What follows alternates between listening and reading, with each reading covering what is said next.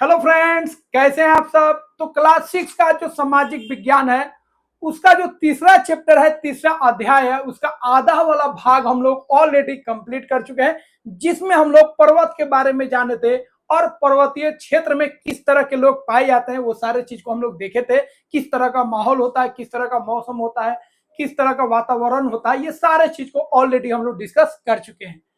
तो अगला वाला जो पार्ट है उसमें हम लोग मरुस्थल के बारे में जानेंगे, पठार के बारे में जानेंगे और मैदान के बारे में जानेंगे। चलिए स्टार्ट करते हैं और समझते हैं पठार के बारे में। पठार होता क्या है? तो देखिए, पठार क्या होता है आपको बता चुके हैं। अगर इस तरह का ऊंचा होगा तो उसको हम लोग क्या बोलेंगे? पर्वत बोलेंगे ना, पहाड़ बोलेंगे। लेकिन वही जब ऐसे हो जाएगा, समतल हो जाएगा, ऊंचा तो होगा लेकिन ज्यादा ऊंचा नहीं होगा, समतल हो जाएगा। इसकी और इसकी ऊंचाई में देख लीजिए काफी ऊंचा है, ये उतना ऊंचा नहीं है, थोड़ा सा ऊंचा हो और सपाट हो, समतल हो, तो उसको हम लोग क्या बोलेंगे? पठार बोलेंगे। क्या बोलेंगे? पठार। तो पठार वह स्थल रूप है जो आसपास की भूमि से ऊंचा होता है और इसकी सतह आमतौर पर क्या होता है? समतल होता है, चपटा होता है, सपाट होता है। तो उसको हम लोग क्या बोलेंगे? इसको हम लोग पठार बोलेंगे। जैसे यहाँ पे आप देख लीजिए, ऊंचाई तो है लेकिन ज्यादा ऊंचाई नहीं है, और उसके बाद ये जो भी आप समतल देख रहे हैं यहाँ पे आपको पूरा क्या दिखेगा? सपाट दिखेगा, समतल दिखेगा, चपटा दिखेगा। तो इस यह जो भूमि का भाग है इसको हम लोग पठार बोलेंगे। ये ऊंचा हो जाता ना, नुकीला हो जाता तो इसको क्या बोलते? पर्वत बोलते। ये और नीचे हो जाता, ऊंचाई नहीं रहता, तो इसको क्या बोलते? मैदान बोलते। पठार की क्या क्या विशेषताएं होते हैं उसको हम लोग देख लेते हैं। तो इसके कुछ विशेषता है उसको देख लीजिए। सतह, सतह जो होगा क्या होगा? समतल होगा, चपटा होगा। ऊंचाई का बात करेंगे तो इसका ऊंचाई जो होगा, पर्वत इतना ऊंचा नहीं होगा, उससे कम ऊंचा होगा, मतलब यह माध्यम ऊंचाई का होगा। तो कुछ 100 मीटर से लेकर 1000 मीटर तक। किनारा का बात करेंगे तो इसमें बहुत सारा किनारा होता है। तो कई बार एक या अधिक ओर से सीधे ढलान होते हैं, मतलब एक से अधिक इसमें ढलान हो सकता है, एक से अधिक इसमें किनारा हो सकता है, इधर भी हो सकता है, उधर भी हो सकता है। प्रकार का बात करेंगे तो जिस तरह पर्वत जो थे, नवीन पर्वत भी थे और प्राचीन पर्वत भी थे, उसी तरह पठार जो होते हैं वो भी आपका नवीन पठार भी होते हैं और प्राचीन भी पठार होते हैं। उसका उदाहरण हम लोग नीचे देखेंगे। अब कुछ महत्वपूर्ण पठार है जिनका नाम आपको ध्यान रखना है और उसमें कुछ विशेषता है जिसको याद रखना है, एग्जाम में पूछा जाता है। तिब्बत का पठार, ये बहुत नामी पठार है।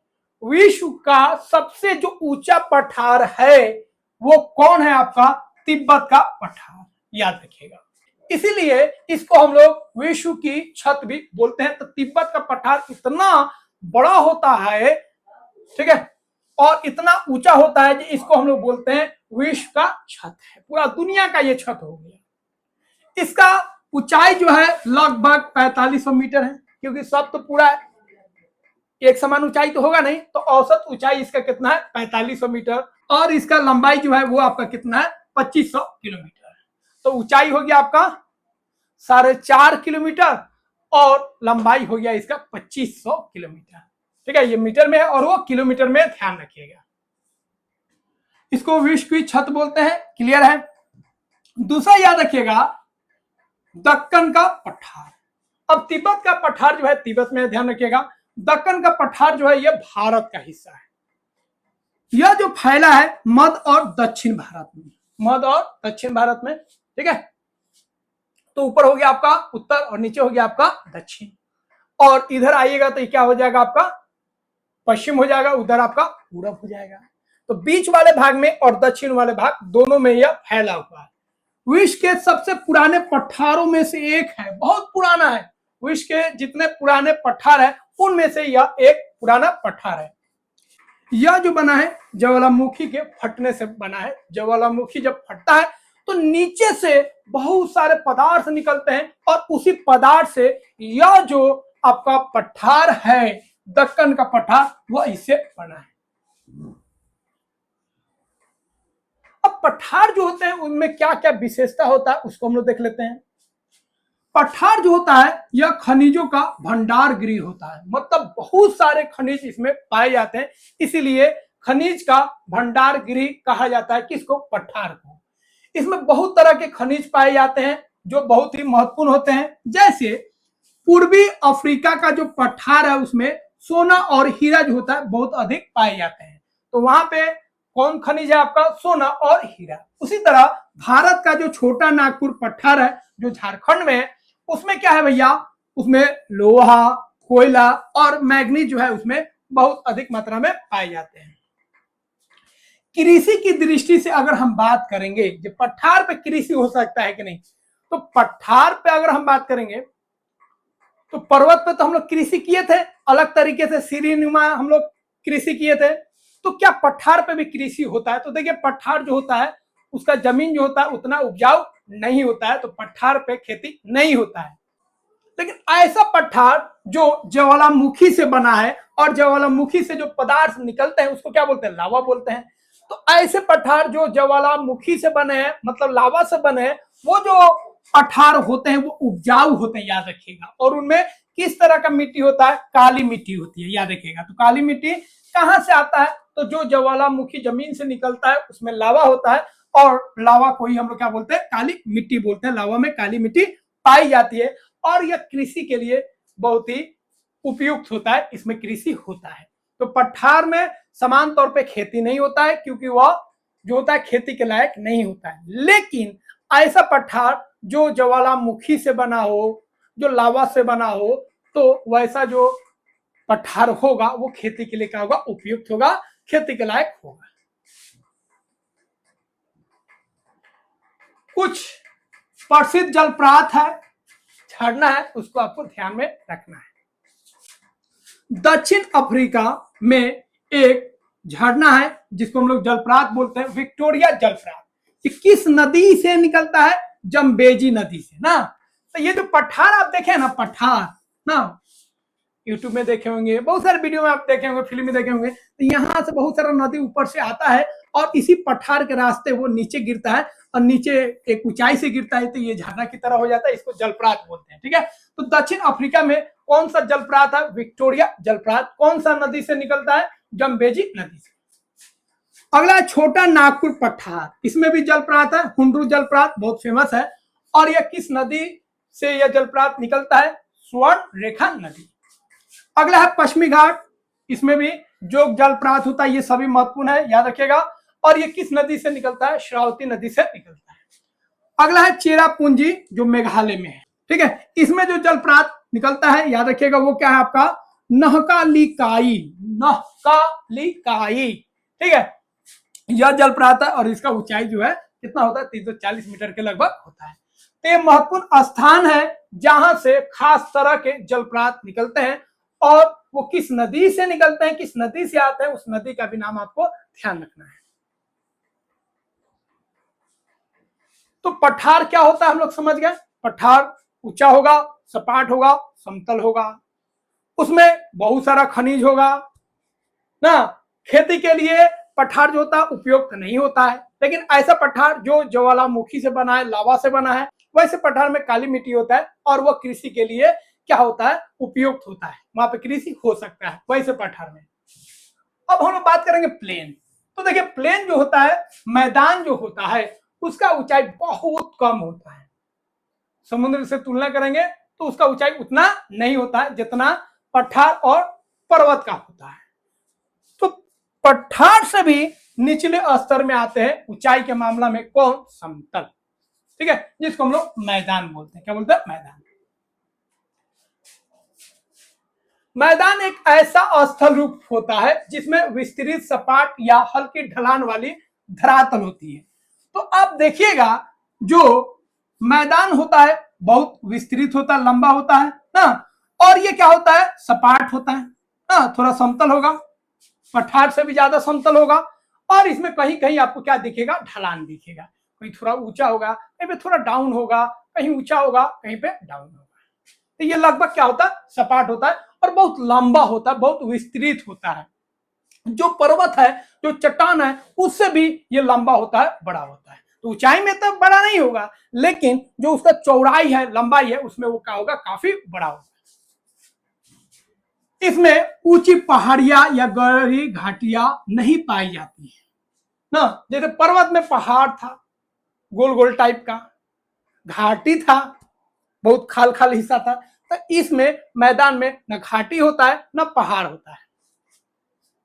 सामान्यतः मैदान की ऊंचाई समुद्र तल से, ना कोई भी ऊंचाई मापते हैं तो हम लोग समुद्र तल से मापते हैं।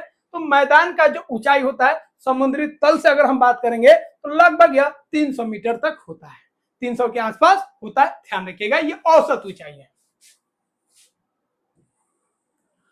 अब मैदान कैसे बना, मैदान का निर्माण कैसे हुआ, ध्यान रखिए। तो देखिए, जो भी नदी है वो कहां से निकलता है, पर्वत से, पर्वत से निकलता है। पर्वत पे क्या है, चट्टान है, यहां से नदी निकला। नदी मतलब पानी है, जल है। तो यह जब जल निकलेगा ऊपर से गिरेगा चट्टान पे, पर्वत से होते हुए, तो पर्वत से जैसे ही टकराएगा, चट्टान से जैसे ही टकराएगा, तो चट्टान का जो कण है उसमें जो बालू है, रेत है, जो उसका गाद है, उसको लेते हुए पानी के साथ ये आगे बढ़ते जाएगा और जगह जगह पर ये छोड़ते जाएगा। जहां पे इसको खाल दिखेगा छोड़ देगा, फिर आगे बढ़ेगा, फिर खाल दिखेगा छोड़ देगा। तो इस मिट्टी को, ठीक है, ये आगे बढ़ाते जाएगा। तो यह जो कण है बालू का, चट्टान का, उसको ये आगे लेते जाएगा, ठीक है, आगे लेते जाएगा और आगे जमा होते जाएगा। और ये जमा होते होते क्या हो जाएगा, यह जो इलाका होगा इसी को हम लोग क्या बोलेंगे, मैदान बोलेंगे। ये समतल हो जाएगा और बहुत ही उपजाऊ होता है। तो मैदान मुख्यतः नदियों द्वारा लाई गई तलछट, जो नदी तलछट लाते हैं, कहां से लाते हैं, पर्वत जो होता है उसके चट्टानों से ले आते हैं। तो तलछट से बनता है। तलछट में याद रखिएगा, रेत, मिट्टी, कंकर, गाद, ये सबको क्या बोलते हैं, तलछट बोलते हैं। तो पर्वतीय क्षेत्रों से निकलने वाली नदियां अपने साथ तलछट लाती है, जैसे रेत लाती है, मिट्टी लाती है, कंकड़ लाती है और गाद लाती है। इसको बहाकर आगे बढ़ती है और समतल भूमि पर इसको इकट्ठा कर देती है। और यह तलछट जो आया है उसी से भूमि बन जाता है, जो बहुत ही क्या होता है, उपजाऊ होता है, क्योंकि इसमें बहुत सारे खनिज पाए जाते हैं जो पौधा को उगाने के लिए काफी होते हैं। तो पौधा को जो चीज चाहिए, जो खनिज चाहिए, वो सारा इस भूमि में रहता है, इस मैदान में रहता है। अब मैदान का बहुत ज्यादा इंपोर्टेंस है ना। हम लोग जो है मैदानी इलाका में, तो पहाड़ी इलाका में आपको बता चुके हैं, पर्वतीय इलाका में संख्या कम होता है, क्या हर एक चीज का सुविधा वहां पे नहीं है। पानी का दिक्कत है, रहने का दिक्कत है, घर बनाने का दिक्कत है, मौसम का दिक्कत है, बाढ़ हो आ जाए उसका समस्या है, ठीक है। उसी तरह अगर पठार में बात करेंगे तो वहां पे थोड़ा सा संख्या है पर्वतीय क्षेत्र के मामला में। लेकिन मैदान वाला भाग में बात करेंगे तो यहाँ पे हर तरह से आपको सुविधा मिल रहा है, रहने का, सहने का, खाना पीना, पानी, सब चीज मिल रहा है। इसलिए यहाँ पे जनसंख्या क्या है, ज्यादा है, क्योंकि यहाँ पे मौसम भी अच्छा है। तो मैदानों का महत्व क्या क्या है समझ लीजिए। कृषि के लिए क्या है, उपयुक्त है। उपजाऊ मिट्टी और समतल भूमि के कारण यहाँ पे खेती करना क्या है, आसान है। इसीलिए यहाँ पे सभी प्रकार की फसलें उगाई जाती हैं, क्योंकि ये समतल है और इसमें बहुत सारे खनिज है, जिसके कारण जो फसल चट्टान पहाड़ पर नहीं उग पाएगा वो यहाँ पे उग पाएगा। खाद्य फसलें उगाई जाती है, जैसे चावल हो गया, गेहूं हो गया, मक्का हो गया, जौ हो गया, जवार हो गया, बाजरा हो गया, रागी हो गया। ये सब ध्यान रखिएगा, ये सब जो होता है मैदानी क्षेत्र में ज्यादा उगाए जाते हैं। उसके अलावा रेशेदार जो फसलें हैं, जिसमें रेशा होता है, कपास हो गया, जूट हो गया ना, तो कपास और जूट का भी यहाँ पे खेती होता है। बहुत सारे ना आर्थिक जीवन के लिए भी हम लोग बहुत सारा काम करते हैं, जैसे कृषि करते हैं ना, मत्स्य पालन, मछली पालते हैं, नौका संचालन, इस सब क्षेत्र में नदी होता है तो डेंगी भी चलाया जाता है, नौका चलाया जाता है, जिससे मछली भी पकड़ा जाता है ना, व्यापार भी किया जाता है इस क्षेत्र में, और आने जाने में हम लोग, ठीक है, भूमि का इस्तेमाल करते हैं। तो पर्वतीय क्षेत्र में चले जाइए, रास्ता आपको कम मिलेगा। पठारी क्षेत्र में चले जाइए, वहां पे भी रास्ता आपको कम मिलेगा। और यहाँ पे आ जाइए मैदानी क्षेत्र में हर एक तरह रास्ता है, जिधर से जाइए उधर से रास्ता है ना। बस नदी आ जाएगा तब थोड़ा दिक्कत हो जाता है, क्योंकि नदी के उस पार जाना है तो बहुत कम ही रास्ता बचता है, पुल उल बनाना पड़ता है। हजारों वर्ष पहले आरंभिक सभ्यताएं नदियों के उपजाऊ मैदानों के आसपास विकसित हुई थी। पहले अगर आप सभ्यता को देखिएगा, पहले जो लोग रहते थे वो आपको पठारी क्षेत्र में और पर्वतीय क्षेत्र में नहीं मिलेंगे। वो किस क्षेत्र में मिलेंगे? मैदानी क्षेत्र में मिलेंगे। और किधर मिलेंगे? नदी के आसपास मिलेंगे, क्योंकि उनके जीवन के लिए सबसे महत्वपूर्ण क्या हो गया? जल हो गया। और जब जल होगा तो पेड़ पौधा भी होगा, और पेड़ पौधा होगा तो उनको खाने वाला वस्तु भी मिल जाएगा। जैसे सिंधु घाटी सभ्यता का बात करें तो किस नदी के पास ये सभ्यता का जन्म हुआ था? सिंधु नदी नाम में है उसका। मिस्र का जो सभ्यता था नील नदी के किनारे। मेसोपोटामिया वाला जो सभ्यता था वो दजला और फ्रात नदियों के किनारे यह सभ्यता का जन्म हुआ था। यहाँ पे लोग रहे थे इस नदी के पास।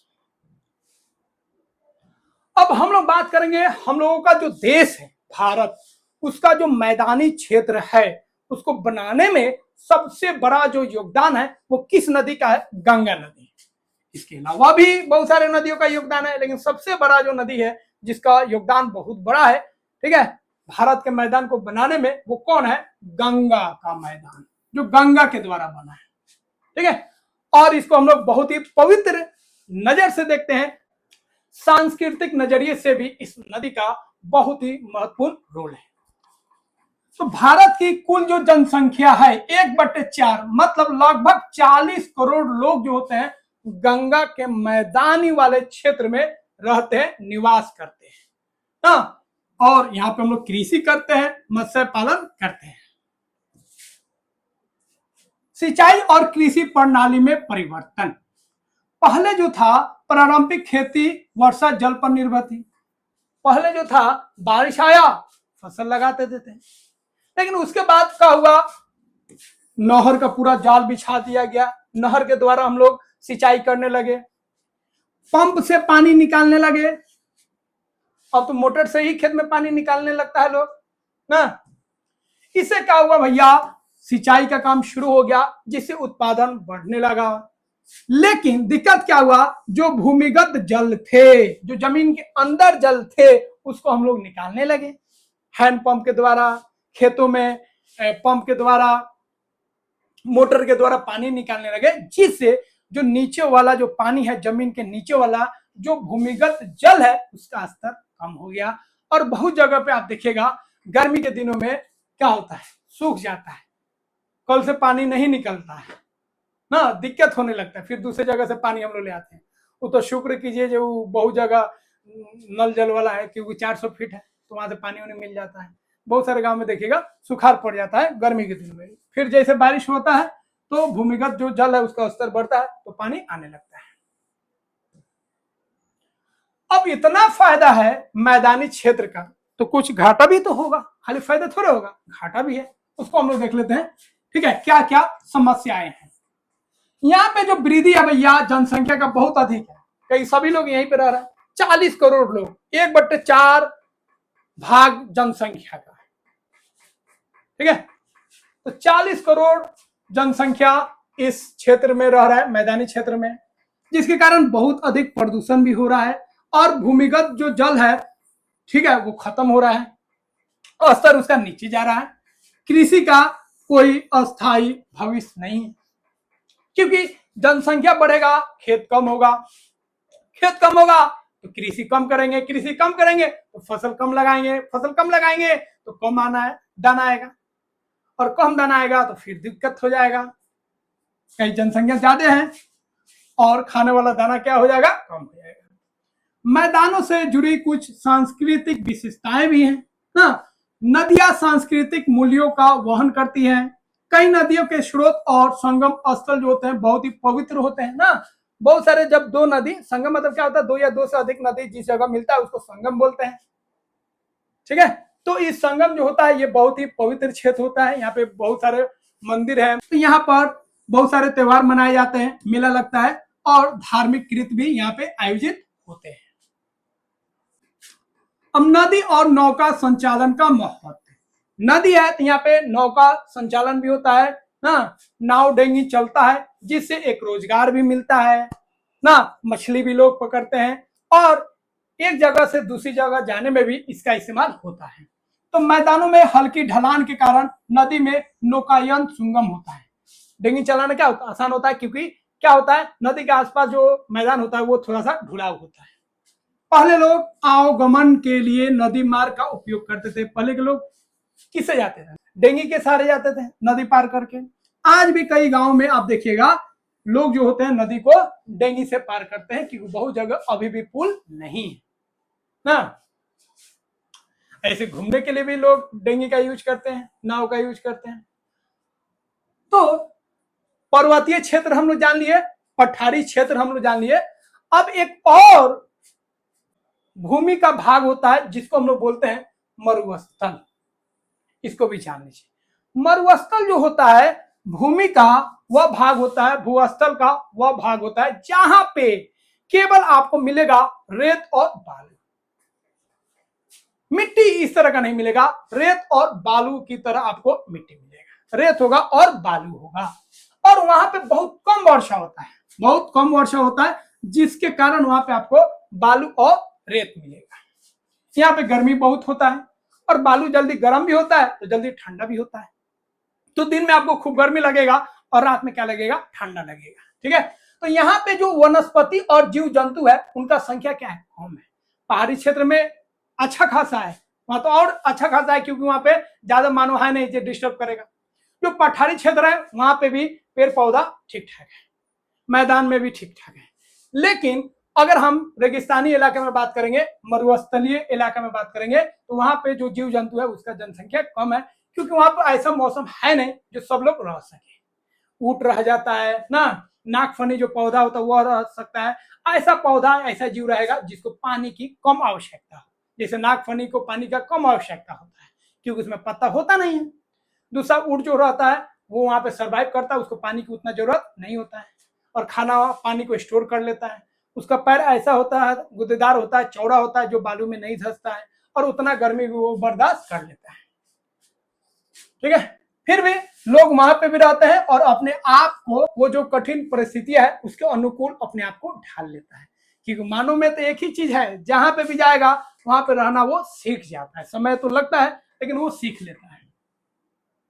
कुछ मरुस्थल है जिसको आपको ध्यान में रखना है। गर्म मरुस्थल का बात करेंगे तो सहारा याद रखिएगा, अफ्रीका का। तो अफ्रीका का जो सहारा मरुस्थल है और भारत का जो थार मरुस्थल है वो कैसा मरुस्थल है, गर्म। यहाँ का इलाका क्या होगा, गर्म होगा। लेकिन कुछ ऐसे भी मरुस्थल है जो ठंडे हैं। ठंडा मरुस्थल में याद रखिएगा गोबी, जो एशिया में है, और ठीक है यहाँ पे है एशिया में, तो गोबी आपका हो गया ठंडा मरुस्थल और थार और सहारा हो गया आपका गर्म मरुस्थल। लेकिन एक चीज और याद रखिएगा, अंटार्कटिका जो आपका महाद्वीप था जहां पे केवल बर्फ था, तो बर्फ जैसे पूरा क्या हो गया, बालू हो गया मरुस्थल में। तो यहाँ पे क्या है, केवल बर्फ है, तो इसको भी कुछ वैज्ञानिक लोग मरुस्थल का नाम दे देते हैं क्योंकि यहाँ पे केवल क्या है, बर्फ है। तो ठंडा में अगर बात करेंगे तो अंटार्कटिका भी एक आपका मरुस्थल हो जाएगा ठंडा, कुछ लोग के मानने के अनुसार। तो यहाँ पे हम लोग जो तीसरा अध्याय था स्थल रूप और जीवन, तो तीन तरह के स्थल रूप हम लोग पढ़े, पर्वतीय क्षेत्र, पठारी क्षेत्र, मैदानी क्षेत्र, और एगो एक्स्ट्रा हम लोग जाने कौन क्षेत्र, मरुस्थल क्षेत्र। और इससे संबंधित यहाँ का क्लाइमेट क्या होता है, ठीक है, यहाँ पे कैसे लोग रहते हैं, किस तरह के काम करते हैं, कहाँ पे रहना आसान है, कहाँ पे आबादी ज्यादा है, कहाँ पे कम है, ये सारे चीज को ऑलरेडी हम लोग डिस्कस कर चुके हैं। फ्रेंड्स, अगर आप एनसीईआरटी को पूरा आप अच्छा से हिंदी और इंग्लिश में मिक्स करके पढ़ना चाहते हैं तो इस चैनल को जरूर सब्सक्राइब कर लीजिए। यहाँ पे आपको साइंस का पूरा वीडियो मिलेगा, पूरा बना दिए हैं, और एसएसटी का भी आपको पूरा वीडियो मिलेगा। फिर धीरे धीरे मैथ्स का भी हम लोग लाएंगे, यहाँ पे आपको पूरा स्टडी मटेरियल मिल जाएगा। तो जरूर चैनल को सब्सक्राइब कर दीजिए और अपने दोस्तों में इसको शेयर कर दीजिए और उनको भी बोलिए सब्सक्राइब करने के लिए, क्योंकि यहाँ पे आपको पूरा अच्छा से कॉन्सेप्ट को समझाया जाएगा और जो भी डाउट्स है उसको क्लियर किया जाएगा। तो मिलते हैं फ्रेंड्स नेक्स्ट वीडियो में। जय हिंद।